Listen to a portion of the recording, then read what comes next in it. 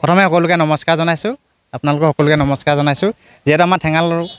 কছাৰী সংগঠনৰ বেনাৰত আমাৰ যি গোলাঘাটত যি দ্বিবাৰ্ষিক অধিৱেশন আৰম্ভ হৈছে তাত আমি 1000 জনী খোলাংবুঢ়ী নাচ নচুৱাম বুলি আমি এটা মনত সংকল্প লৈছিলোঁ সেই সংকল্প হেতুৱে আজি আখৰা চলি আছিলে ইয়াত 10 তাৰিখৰ পৰা আজি 20 তাৰিখলৈ 10 দিনীয়া এটা কৰ্মশালা চলি আছিলে সেই কৰ্মশালা আমি 4 জেগাত কৰিব লগা হৈছিলে মেডেলাজান এফালে ঢলি আউৰীয়া আৰু নপাম গাঁৱত আমি 4 জেগাত কৰ্মশালা কৰি আজি ইয়াত পূৰ্ণাংগ হিচাপে এটা আখৰা কৰিছিলোঁ এই কৰ্মশালাস্থলীত আমি নাচনীসকলক শিকাই নাচনীসকলে যি উৎসাহ উদ্দীপনা দেখিছিলোঁ আমি শিকাই খুবেই আনন্দিত হৈছিলোঁ নাচনীসকলে যিমান আগ্ৰহে তেওঁলোকে এই খোলাংবুঢ়ী নাচটো নাচিবলৈ হেঁপাহ কৰিছিলে আমি সেই হেঁপাহৰ হেতু আমি আপ্ৰাণ চেষ্টা তেওঁলোকক এই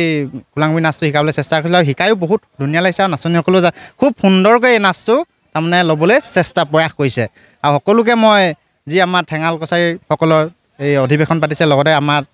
ঠেঙাল কছাৰীসকলৰ যি পৰম্পৰা জাতীয় উৎসৱ তৰাচিয়া বিহুলৈ 25 আৰু 26 তাৰিখে আজি সামাজিক মাধ্যমৰ যোগেদি সকলোকে অসমবাসীকে মই নিমন্ত্ৰণ জনাইছোঁ ধন্যবাদ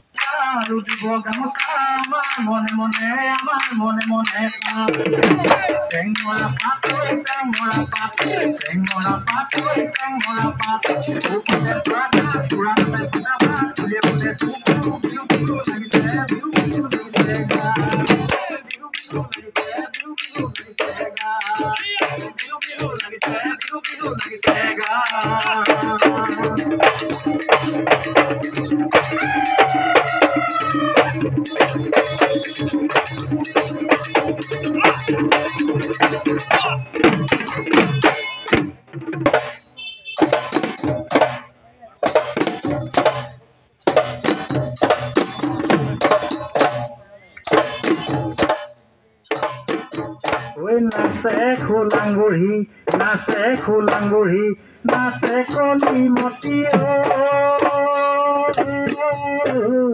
নাচে খোলাংবুঢ়ী নাচে খোলাংবুঢ়ী নাচে খোলাংবুঢ়ী নাচে খোলাংবুঢ়ী নাচে কলিমতী নাচে খোলাংবুঢ়ী নাচে